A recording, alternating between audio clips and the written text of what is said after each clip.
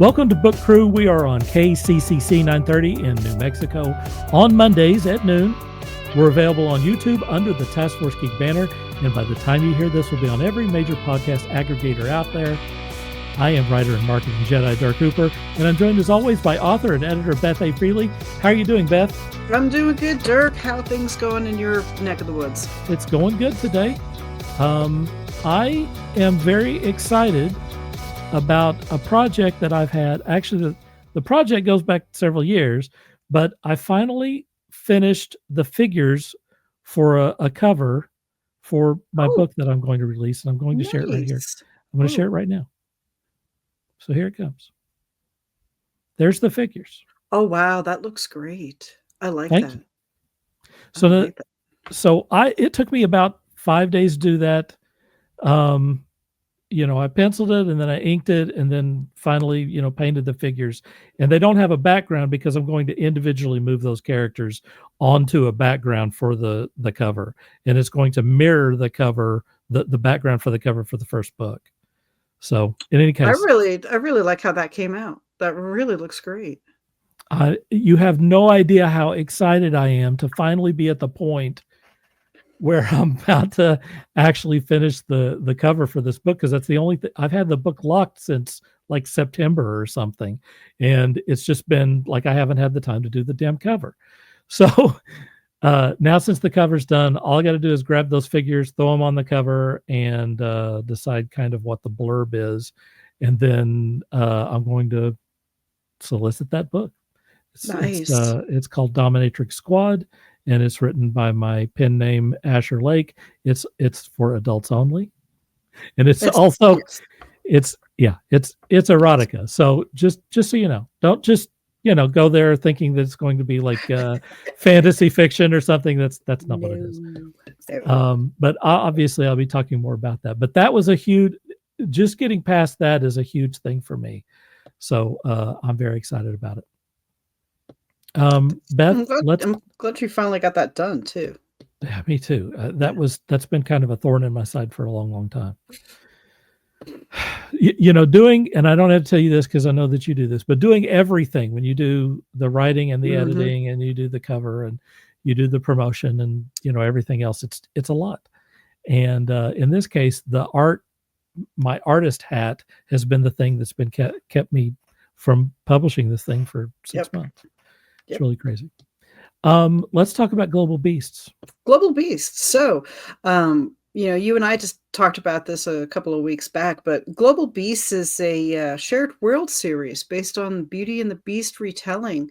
And I have the distinct honor of writing a book within the series. Somehow I managed to sign myself up to be the first one in the series to release it.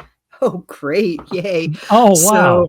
Yeah, I don't know how I did that. I think I was thinking maybe, September of 2026. No, I picked September of 2025 instead. So September 16th of 2025 of this year, I will release the first book within this shared world series, within this Global Beast shared world series. And it's called The Waters of the Ryujin.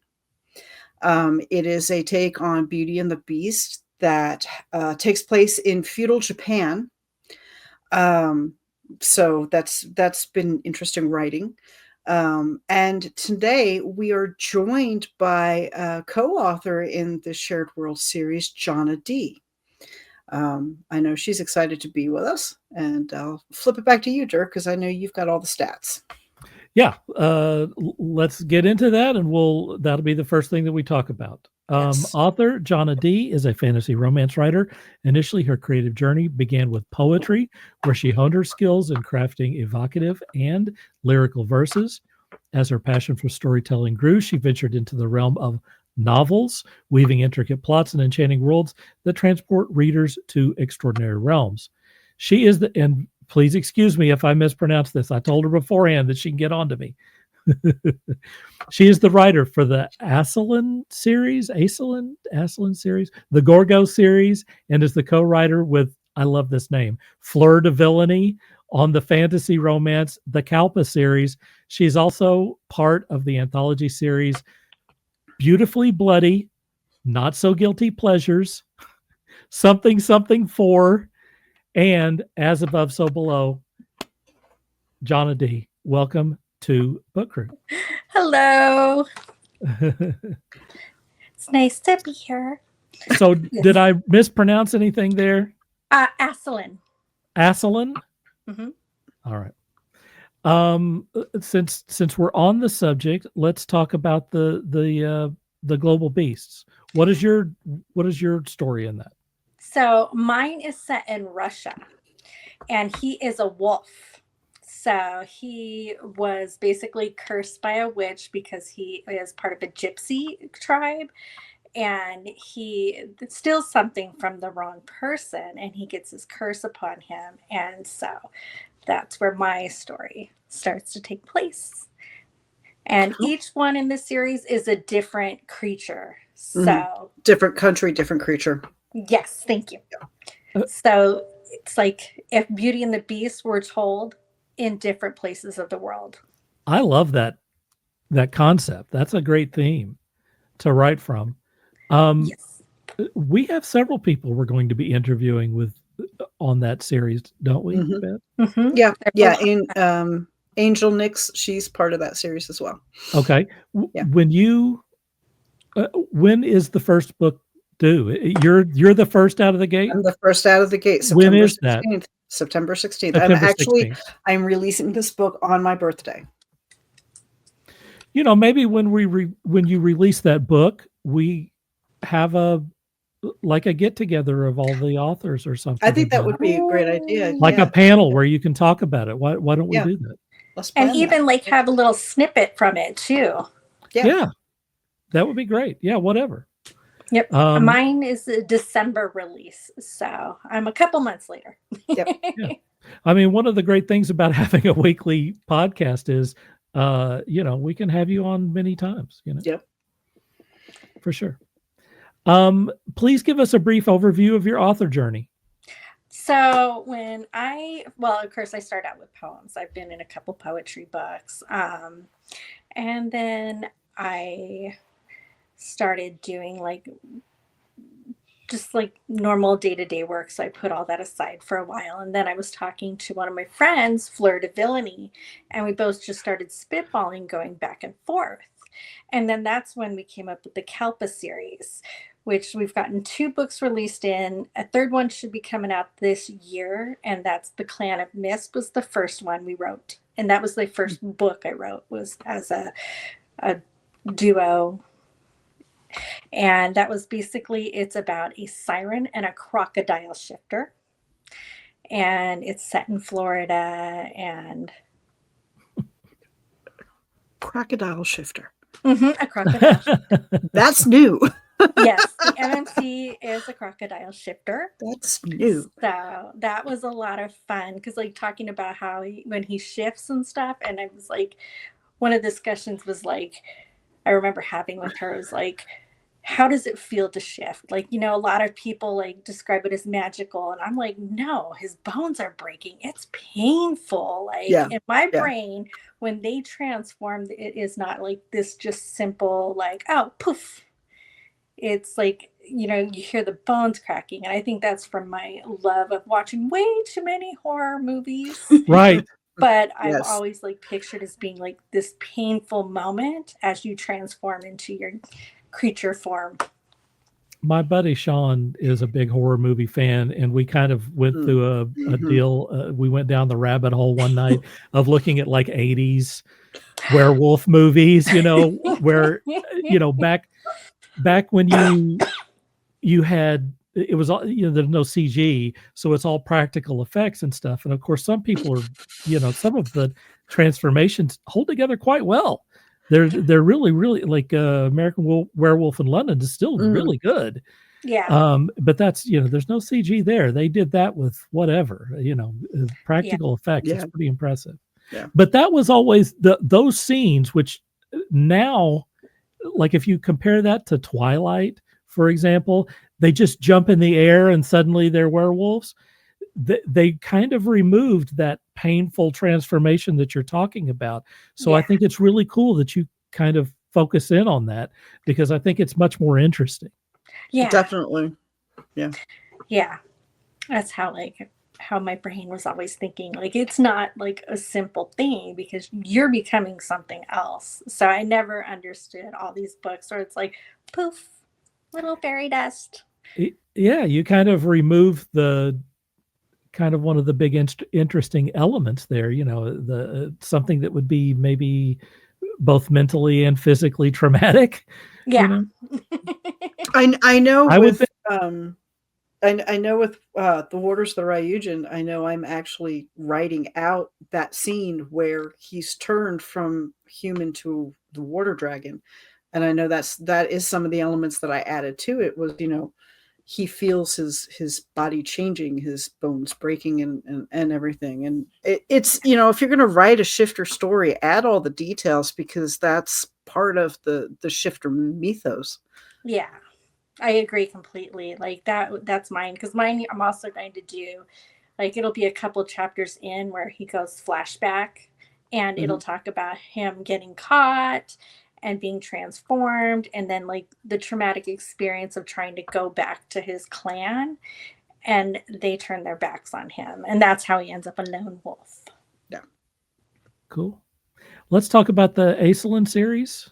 Oh, yes. You have the upcoming final book, Crest of the Forgotten. It's going to be available on June the 20th. Oh, you got it right there in your Oh, hand. nice. June the 10th. I'm sorry. Nice. Yep, it comes out there. I've got the Kickstarter live, but it'll be available on all platforms in June.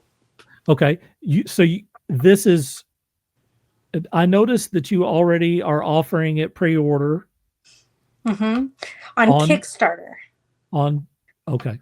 And Okay. Kickstarter is like a platform where people can pledge to help people build their items, which mine would be books. You'll find like there's board games, comic books. It's a wonderful thing for a lot of the indie communities to be able to get the funds to be able to, like, my thing, to get the pretty books. Yeah, I was going to say, I noticed So you have is that what you're decorated doing? borders. Okay. It's it. Wow. It's reverse nice. text. That's Yeah. very cool. So What I want you to do, and I apologize to people who are looking at or listening to this, but I want to bring you all the way up here, and I want you to hold that book right up against the deal so we can take a good look at it. That looks beautiful. You've even got some you've got some shiny rainbow foil. Yeah, rainbow foil. Hey, how Yeah. about that? And then flip through the book a little bit because I think it looks really pretty. So You've got nice end papers. Look at that. Very cool. That's You nice. did a great That job. looks great. Yeah. So, okay. Well, so I got 100 questions for you now. Go. You're offering this. Are you offering this right now on Kickstarter? It will go live on Friday the 14th. And then it will run through. It will run through when?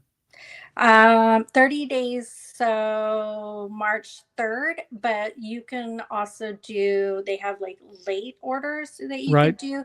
They just mark it up a little bit, but you can get it after that for up till May 15th.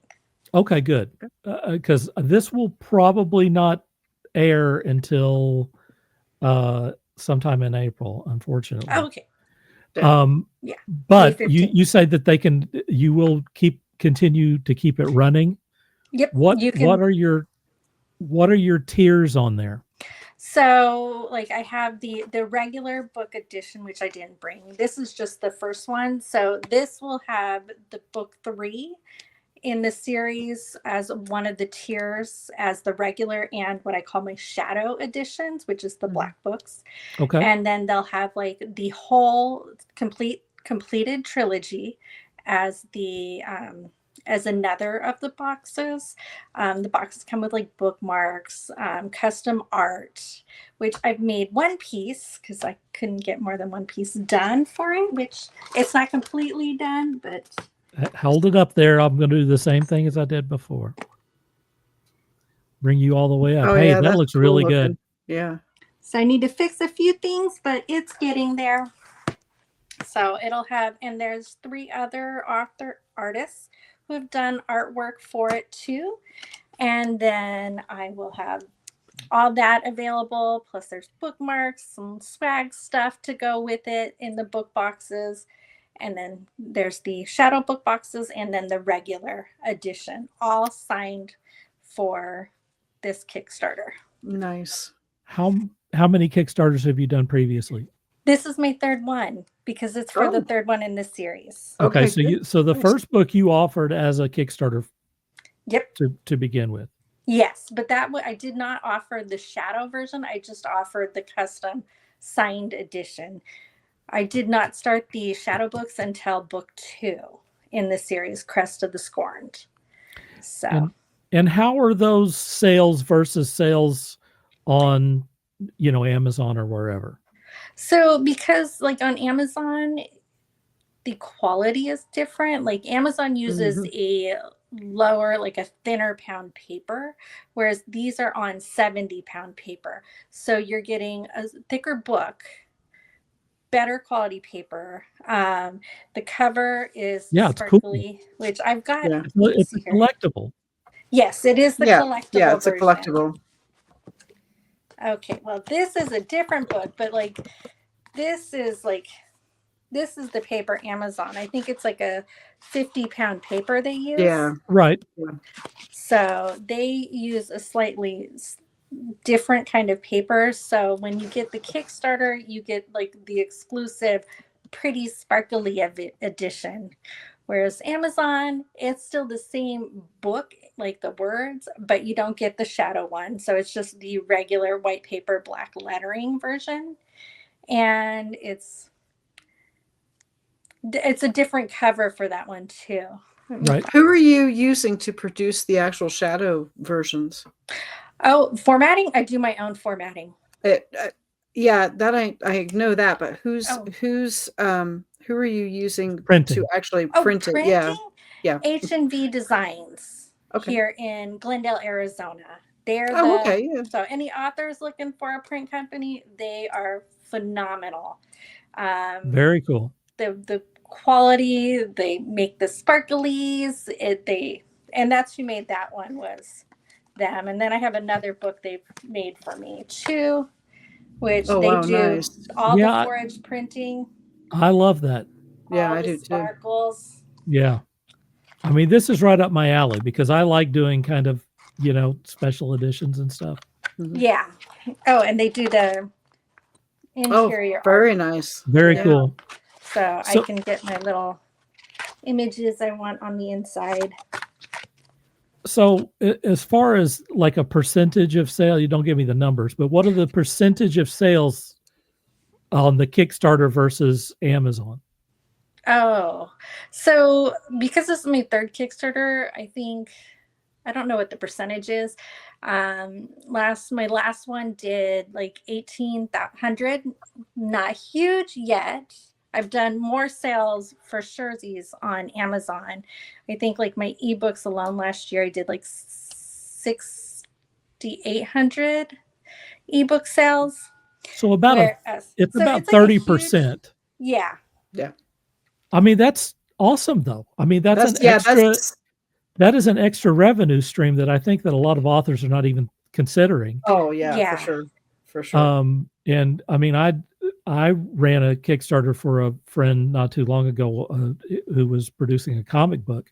And I mean, obviously there's a whole industry over there on comics, but I'm wondering how many authors are offering things on there. It seems like maybe it's kind of an untapped area. Oh yeah, I mean, I've seen a bunch of authors, but I don't think that many are doing it. And I think it's just a great resource so that not only do you get your book out there, but you're getting the pretty copies to be able to send these people. Yeah. Like the bookshelf ones. I think a lot of authors too, especially a lot of indie authors, they really don't even know how to get started with the Kickstarter. Like how do you get started with, you have the idea, what you want to do with the book, but how do you get that rolling, because unfortunately doing the special editions like that can be very cost prohibitive. I know I've run into that with, the hardbacks for Behind the Asadorian Gray. They're not cheap to get. No. And I don't think a lot of readers realize how much like they cost us. And like even like if you look at Amazon, I think what is it? We get like 30% or No, whatever if the that, number yeah, is yeah, of whatever books we sell. Like Yeah. Amazon has, and not just Amazon. I don't Barnes Noble. They all take such a big chunk that we don't make that much money off of each book. It's not like one book sell that adds up. You have to sell hundreds to be yeah, able to Oh, get yeah. yeah, that yeah, For money. sure. And I think having the Kickstarter, it gives you a chance so you can get like all of it, all the setups, all that launched off from the get-go instead of Yeah. like having to slowly matriculate all of that. yeah, yeah. What's your writing process like? Plotting tools, programs? Oh, no programs. Okay, so I start out with an idea and then I'll go and I'll put like a little blurb, not like a blurb that ever gets to see the light of day, but a me blurb. And then I sit there and I'll like draft out a bunch of chapters, and each chapter I'll write like a little outline of what I want to be in there.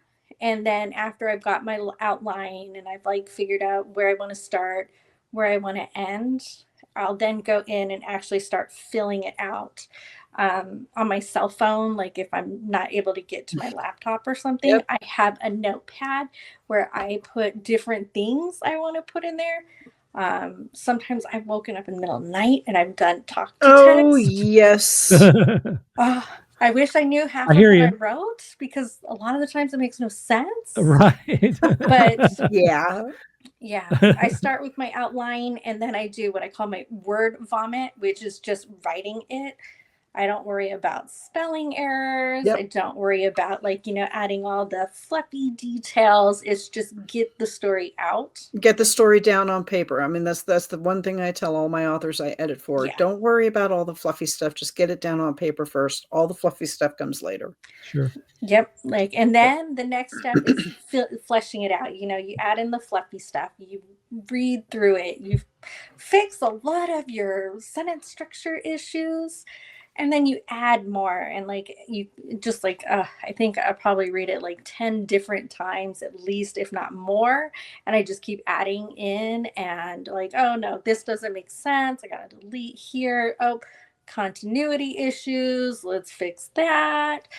And try to make sure I fill in all the plot holes, because you don't want gaping holes in the middle of your Yep. books. Yep. um Oh, and why then not? Start a trend. I know, I'm like, and by book 3 I'm like, did I get everything in I'm supposed to? Yep. Mhm. But yeah. And then after I finally gotten all of it in, I go back and do like an edit where I actually go and like, okay, let's fix sentence structure. Let's make sure all my commas are in place. Right. And then I send it to beta readers. And then they tell me what I've done wrong. And I'm like, oh, let me fix that. And then after that final fix, I send it to the proofreader, editor. And then finally, after I fix all those mistakes, it then is ready to be released. You have a book. Yes. How many beta readers do you have? I have about 4. Okay. Yeah, that's good. And are they people that have done that over time? You've used the same ones over and over again? I have used the same ones over and over again. Well, they're already familiar with your writing, so Yeah. they probably can recognize very quickly the same mistakes that those consistent mistakes that we all make.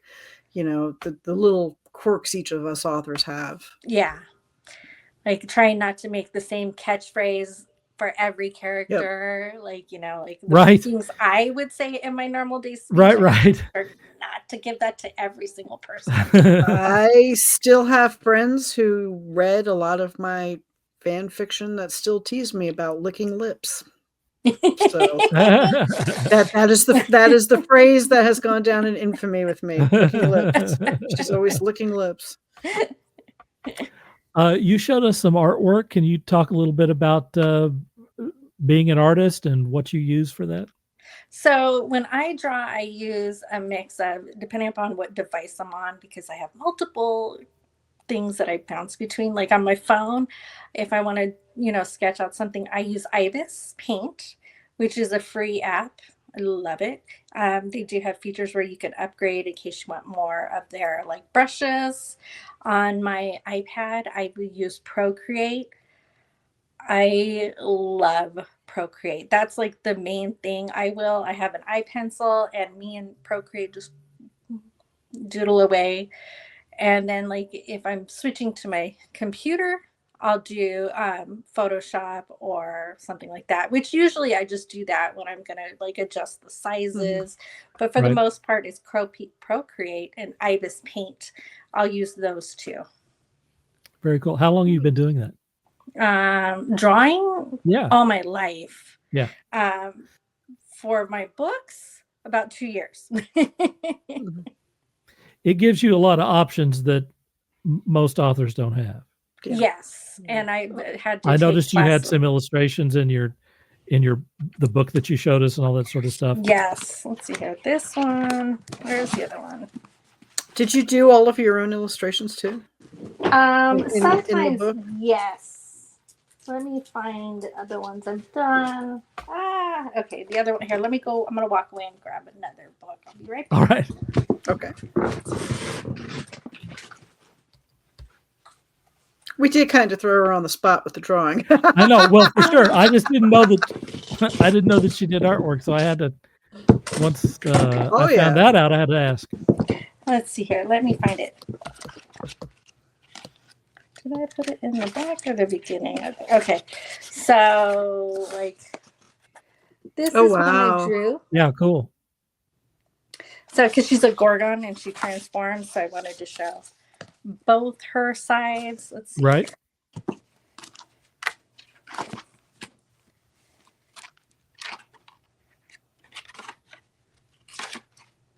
What got you into the mythology aspect? My 7th grade teacher. There you go. Oh, sweet. Yeah, that's really cool. Yeah. So those are some of my older ones. I've gotten better. I took classes on coloring and stuff. I've got other ones, but those are the ones that were conveniently close. No, that's cool. Just the covers that I've seen that you've done for our Global Beast series have been great. Yeah, I do almost all my covers by myself, I think. This That's is awesome. the only cover I have not done myself. Okay. That's a great illustration. Yeah, I just love the artist. I'm like, okay. Yeah. I need your help. But otherwise, I do them all. This has gone like crazy fast. Is there anything else that you'd like to push before we wrap things up? And we'll give you a moment here to do promotion. Okay. I don't know. I mean, we've talked about both of my books and the global books coming out. Right. Global Beast. I don't know why.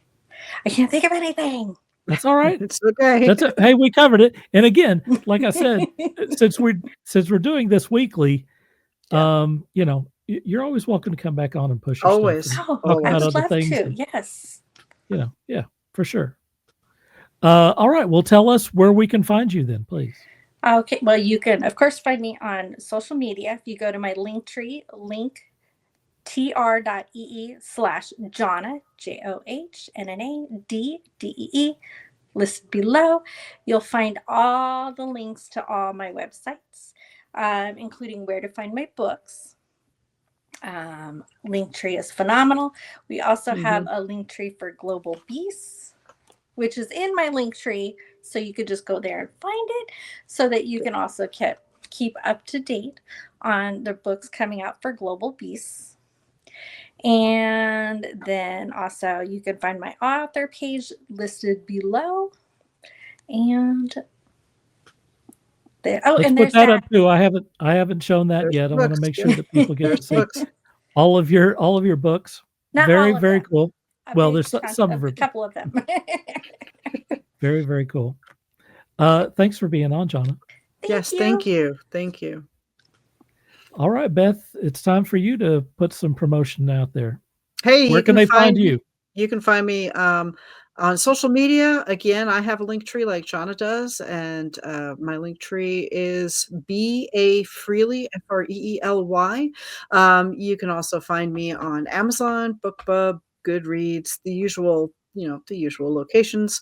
If you're looking to purchase any of my books, you can find them on my website at BethAnnFreely, BethanneFreely.com. And if you are an author or another creative looking for some editing work, some website work, or even a book trailer, go ahead and hit me up on themusesfunhouse.com. All right. I'm at writeworks.dirkhooper.com, DIRKHOOPER.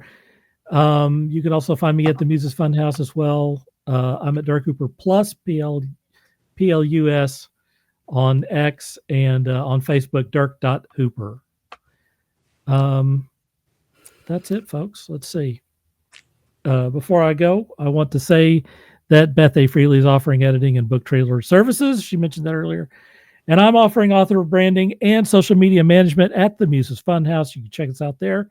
And we're running the addresses to both of us below. Check out the website or contact us at the email addresses for more information. For our guest, Johnna Dee, for Beth A. Freely, I'm Dirk Hooper saying, dream hard.